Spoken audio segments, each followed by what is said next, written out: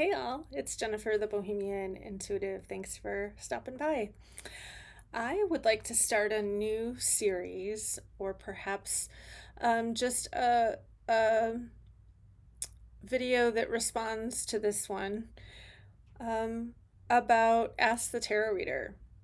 And when I say Ask the Tarot Reader, I don't mean personal questions like, uh, what's next in my career, asking the cards questions. I'm talking about things that you're curious about about tarot and about readers in general. This doesn't, like I said, these aren't free readings or readings, so please don't put reading questions in the comments. If you'd like a reading with me, bohemianintuitive.com is my website, and I have all kinds of price ranges and types of readings, from email to recorded to Zoom. Okay, even a birthday reading up there. So if you want a reading, go to my website. This isn't reading information. This is like curiosity questions for a tarot reader. Yeah. If we were having coffee and you wanted to ask me questions about things about being a tarot reader or about tarot, what might you ask me? So I figured I would tell you all my little origin story here, so that you can kind of get to know me a little bit better. I started reading tarot quite a few years ago now.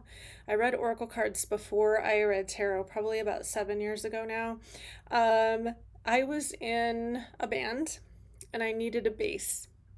So I went to, as you do here in Arizona, to Bookman's, because it's like a used everything store. And I knew I could get a bass that I could afford there. So, because I was a teacher, right? So I went to Bookman's and picked out a beautiful blue P bass, which I still have. And they had that behind the counter. So I was in line waiting to purchase. And it was a really long line. I think this must have been somewhere like in November-ish, I'm thinking. But it was a busy day. So they had displays all throughout the line, so to keep people interested and or to make impulse purchases, as I did uh, in the line. And my eye fell on this. It's Kitchen Table Tarot by Melissa Sanova. And first of all, my aesthetic is very much this pinup aesthetic. If you know me, I wear a lot of 1950s inspired clothing. I used to have a business, an Etsy business that is now defunct, that was Victory Roll Vintage was the name.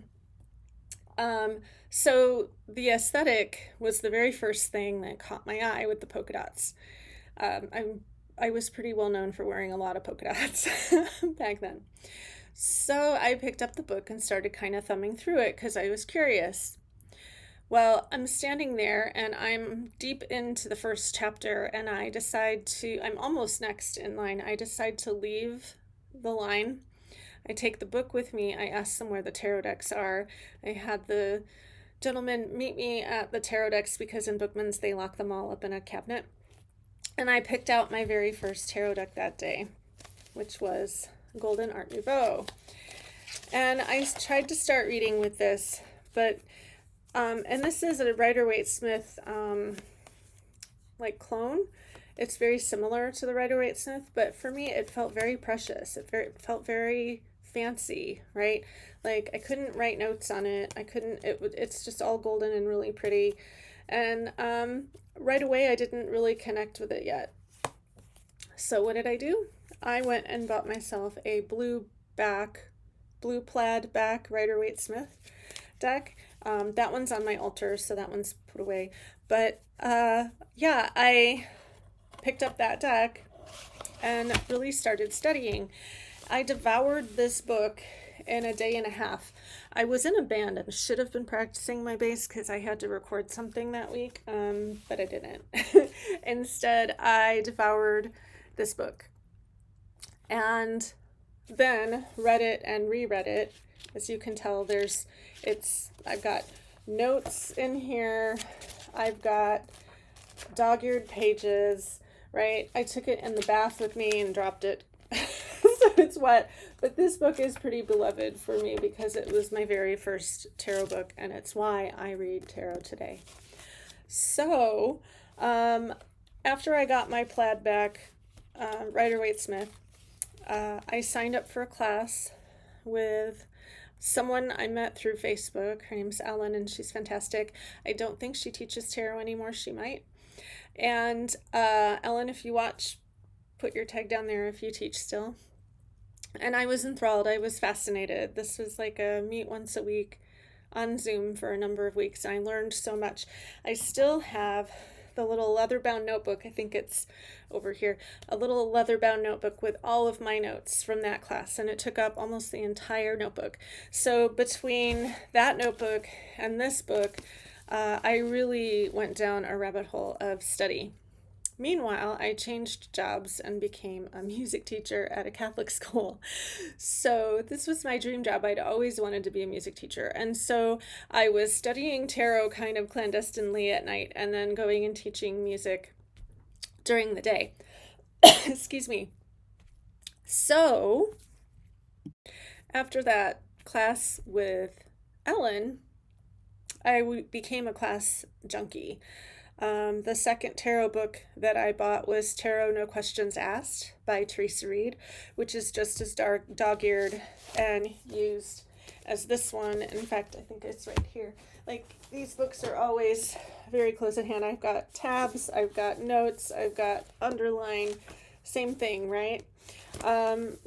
So I really did use these to study tarot. And then after Ellen's class, I took the Biddy class, I took the Hay House class, I took Teresa Reed's beginner class, and then later intermediate, and then later advanced class. I took Kelly Fitzgerald's classes. I was a class junkie. Oh, I took Lisa Pepes's classes. Class junkie because I'm an educator. I've been teaching for 25 years. That was English first and then music. That was what I did. Taking classes is how you learn, right? So after I went down that huge rabbit hole, fast forward a few years later, and I went into Libra and Thorn with a good friend, hi Shelley, and just to kind of check it out. It was a new metaphysical shop in town. And I hadn't really been to any metaphysical shops before. Wall of tarot decks, which was lovely. I had already started kind of a beautiful collection at that point. And then out of my mouth came, unbeknownst to me, "Are you in need of a tarot reader?" I don't know where that came from, but the rest is history. Her reader had just left. She needed a new reader. She hired me on the spot after a reading, and here we are. So I was teaching music at a Catholic school, and again, I loved that job. It was just 350 kiddos a day, 10 preps, and choir and musical. It was a lot of work. I'm not afraid of work. If you know me, I'll just share, I have a chronic illness, so my job was kicking my butt, right? So I began moonlighting on Saturdays as a tarot reader and teaching Monday through Friday as a music teacher. I started to really burn out in teaching, and I got sicker and sicker and sicker, and so I retired from teaching because I just couldn't sustain that level of energy that kiddos needed. And I couldn't put that energy into it, and I became a full-time tarot reader. Now, I've read in 3 different shops. I thought reading at multiple shops would be a good idea, and that leads to a little bit of burnout too, right? So I loved all my experiences with all the shops that I've read at. They were all wonderful. But Libra and Thorn was the first place to give me a chance, and so that's where I've stayed. So now I read there 3 days a week in person in Tucson. And I have my website, bohemianintuitive.com, where I read for people all over the world, which is really cool. From my website, recorded readings, emailed readings, or even Zoom. So that is my little tarot story. And I guess I'm opening up the questions. What are things about tarot reading or tarot that you're curious about that you haven't asked before, but you're dying to know? because I would love to help answer those. Leave those comments below, and I'll do a response video to this one answering a few of those questions. This is Jennifer, the Bohemian Intuitive, wishing you much love and many roses. I hope you have a great day.